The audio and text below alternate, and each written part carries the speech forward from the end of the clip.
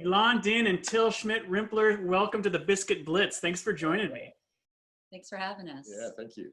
Okay, so before we start the 5-minute clock, the first thing I want you to do is to tell us who you are, how long you've been in Charlotte, and a quick summary of what you do. Okay, you want me to go first? You go first. Okay, my name is Milan Dinh. I'm a visual artist, a multidisciplinary artist. I've been in Charlotte since 1975. I grew up here, and it's you, right? Yeah. Okay. Yeah, you grew up here.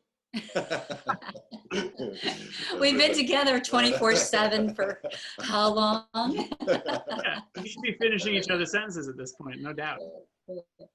My name is Till Schmidt Rimpler. I'm a choreographer and founder and artistic director of Moving Poets Charlotte. And I came to Charlotte first in 1993, I believe, to work with, at that time, North Carolina Dance Theater. That's right, of course. I remember. All right, well, let me start the clock, and then we'll get to as many questions as we can in the next 5 minutes. So, all right, so let's start here, Milan and Till. Tell us a little bit about how your projects and your organization, Moving Poets, is being impacted and how you're evolving right now through the crisis. Well, at this point in time, it's obviously all events have been canceled, like for everybody. So the Boom Festival, which we would have been a part of, and a Cabin Fever that we actually were planning for May. For May, is also going to happen. We don't know what's going to happen through summer. We have a big project planned also in Berlin for the summer again, but whether that's going to happen or not, nobody knows, obviously. At this point in time, we have basically decided to come out again, but with digital footage. So we're posting videos on our website, and we're starting with readings by Chuck Sullivan, who's one of our founders.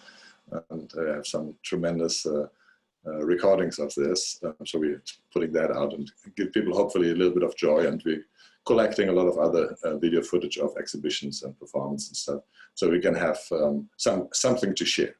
And the first one was put up Monday of last week. Survival. No, this week, yeah. And it's on a poem by Chuck called Survival. We thought it would be appropriate. Yeah. Yeah. No doubt. So clearly this new Vimeo channel that I was reading about is meant to be sort of a weekly platform for Moving Poets to continue to entertain and engage the community.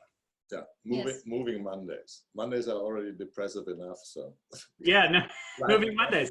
I love it. Well, I love the fact that you brought up Cabin Fever, because, you know, tell the folks a little bit about what that is. And from my standpoint, we're all experiencing cabin fever now, so I think you've been in training for this just by virtue of having run Cabin Fever for so long. Tell folks what Cabin Fever is. So Cabin Fever, series of events that we started a couple of years ago, and it's basically they're salons. We invite folks from the community, all different backgrounds, to come together, and it's in our house, which is a log cabin, and there's a potluck, and then we celebrate the arts. And so whether it's a poetry reading or music, and usually it's both, or an exhibition. We've had opera, we've had tango, performances in the house and also on the property. At one time, we had about like 90 people in the living room. Yeah, that was a little tight. Yeah. That's amazing. So, you know, the tradition of like salons where. Yeah, I love it. I love it. Well, so much connection happens during those salon experiences. How are you two staying connected and creative during this time? Are you able to connect and collaborate with some of your colleagues and artist peers? Right now, I think we're trying to just wrap our heads around what's going on, and, you know, making sure that everyone's fine, everyone's healthy. For me personally, I've kind of shifted gears some, and the first thing was like, well, how am I helpful? So I've been making masks, masks, and they're quirky. They're, you know, because I make them. Because you make them. And so, yeah, first just reaching out to family and friends, and then, and then there's like the neighbors, and then the elderly, and then, you know, the at-risk folks, and somebody knows somebody else. And so I've shipped them to LA, I've shipped them to New York City, to London.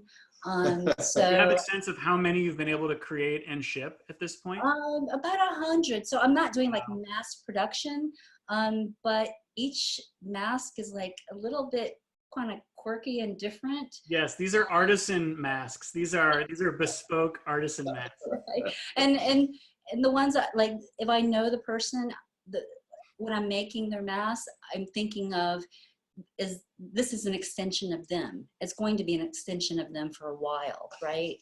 And so I try to kind of cater it to like them. Wow. And then also, like, it was funny because at a point I ran out of elastic, you know, because it's really hard to get. And so folks were like donating bras to me, old bras. And so I was cutting off the straps and making, you know. You were improvising. You were improvising. Resourceful. You know about improvisation, of course. Yeah. And then just like doing projects with our daughter who's home from school and things like that. So the time's up. Well, it's so beautiful to hear about how you're wielding your creativity in this challenging time. And I also want to end by congratulating you all on the Charlotte Magazine honor that you just got, Best of 2020, Best of the Best, Voters' Choice Award for Best Local Artist to you, Milan, and of course, Moving Poets getting Best Performing Theater Group. That is just, it just speaks volumes for the work that you have done and will do in the future for our community. And so everyone tune in to their Vimeo channel on Mondays. Yeah. Thank you so much. And thank you. Thanks for reaching out. Yeah, stay healthy. Yeah, stay healthy. Thanks for Thank you so much. I will, and stay safe, and I can't wait to see you again soon. Okay. Same here. Bye. Bye.